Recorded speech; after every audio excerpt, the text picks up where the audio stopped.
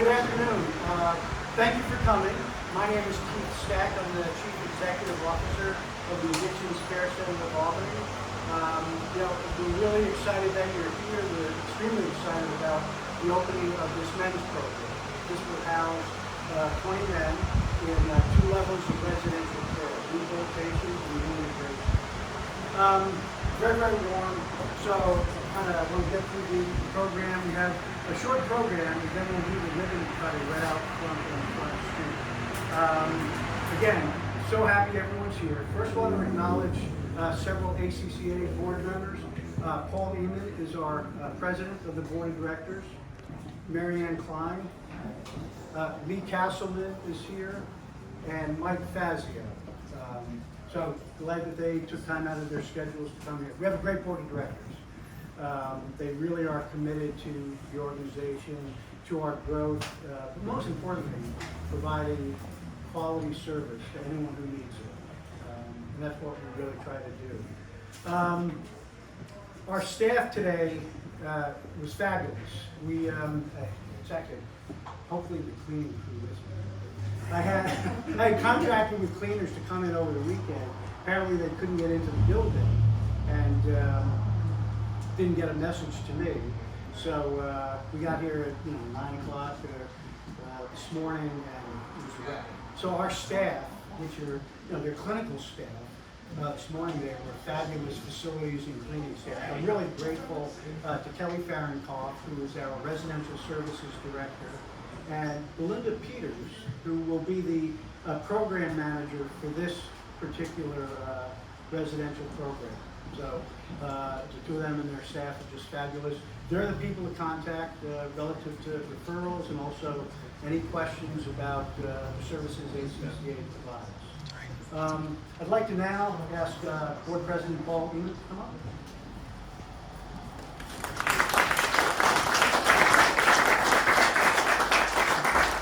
Great turnout. I guess maybe it's a testament to the kind of treatment that we provide and what's needed here in Rensselaer County and in Troy. So it's been a busy and successful time for ACCA, and we continue to grow and expand to better serve our communities.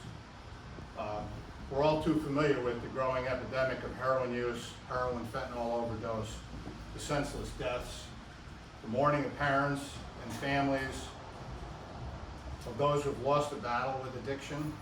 I've personally witnessed too many times the grief and the unspeakable sorrow thrust upon the parents of children who have been buried, by the needle. These are tragic losses and unfortunately not new territory for ACCA. We have been at the forefront of addiction treatment for almost 5 decades. We see the losses, we embrace the victories, and we carry the message of hope that treatment works. I came to a place like this over 30 years ago, desperate for help, and I got it. So I'm a testament, I guess, to say that, treatment's there for people, and it works if you work it. Our programs are varied, long-term, and consistent. We hope to bring the message of hope to Troy and to Rensselaer County with our new presence here. ACCA purchased this building from Unity House in 2019. Prior to the purchase, the former Unity House CEO, Chris Burke, met with our Keith Stack, who's our CEO, and we met with the City of Troy's Mayor, Patrick Madden. The Mayor supported the plan, clearly recognized the need to provide treatment and recovery services to Rensselaer County residents. The Mayor spent much of his career supporting community-based human services organizations such as the Addictions Care Center of Albany. He's previously served as board members for numerous organizations, including Rensselaer County ARC, the Neighborhood Risk Management Corporation, Joseph's House and Shelter, Troy Community Land Bank, and the Rensselaer County 10-year plan to end homelessness. I'd like to thank you for coming and ask you to come up and say a few words.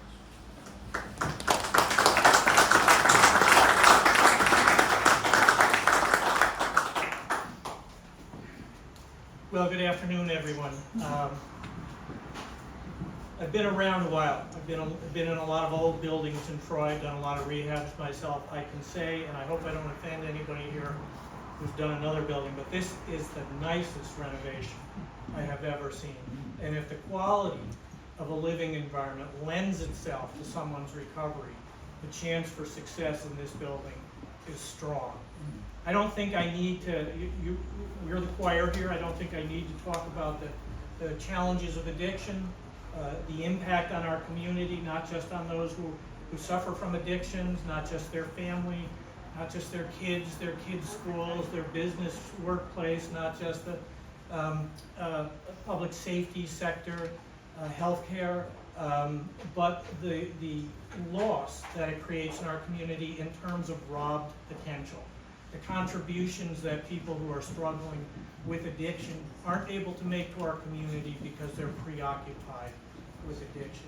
It's a difficult and complex problem, but there is a path to recovery, and we see it here. It's in places like this with compassion, with understanding, that start people on that path, and their families as well. So we're delighted that you're at Troy. I can't thank you enough for coming here, for setting up shop here, for taking a chance in the city of Troy. If there's anything that we can do at all to assist you in this effort, please don't hesitate to contact us. But thank you for this investment, and thank you. I know, the state is heavily involved, various departments in the state, various departments in the county. It took a village to raise this building, but village, you did a great job. Thank you very much.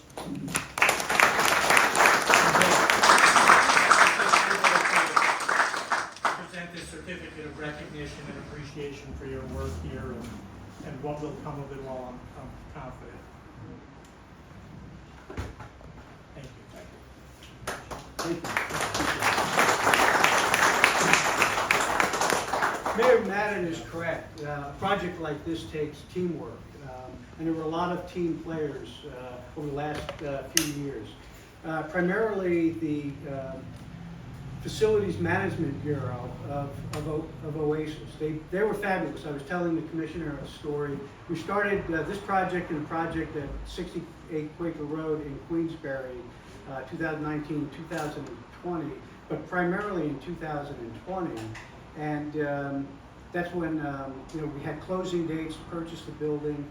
Then COVID hit, and we had, for this building, we were borrowing funds from a social impact lender that we had used before. They were based in North Carolina, and they just didn't have any. They were just trying to keep their small business borrowers afloat in the South. They really did not have time to take this project on. We had a closing date, and literally 2 days before it, I had no idea what we were going to do. We had been negotiating price and finally settled on a price, but a buyer can't hold a seller up forever.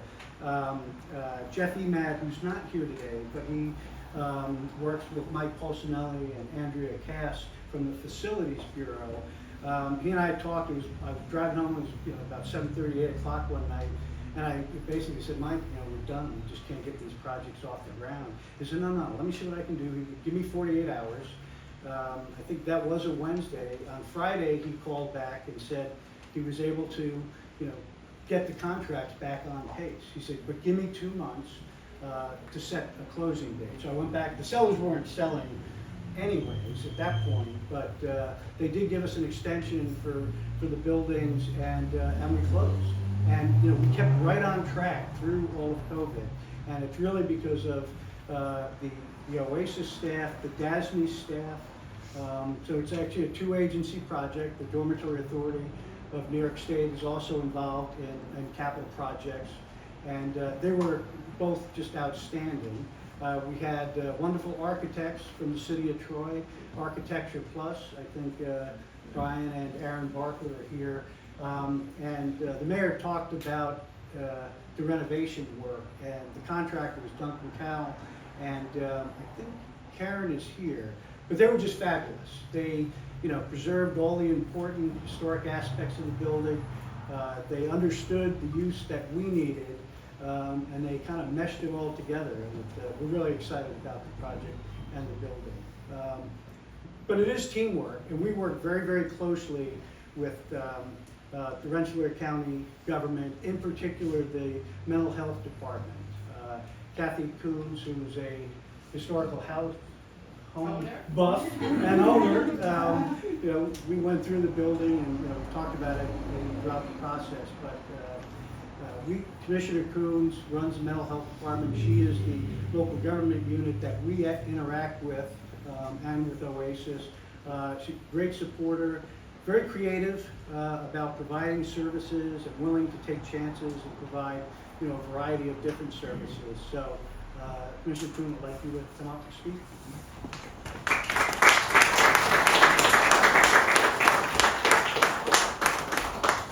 So you just heard from Keith that everything started for him around late 2018, 2019. For the local government unit, everything began in 2017. So this has been a long process for us. We've been looking forward to this residence. It's so exciting to be standing here today knowing that it's opening. And our partnership with ACCA actually goes beyond this residence. ACCA contracts with the county to provide addiction counseling services and assessment services at our county correctional facilities. So they've been instrumental in helping us launch the MAT services at the county facility. So we're really grateful for that partnership as well.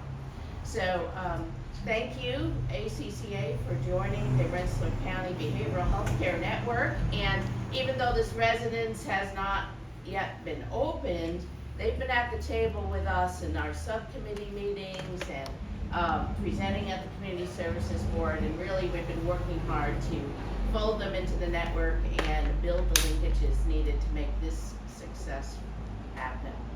So I would like to introduce Dr. Cunningham. Forward, Commissioner of New York State OASAS. And as you just heard from Keith, without OASAS financial support, and let's see, I always think they have like this magic wand to wave over regulatory things, to make things go through. So that happened. We're very excited about that. So welcome, Dr. Cunningham.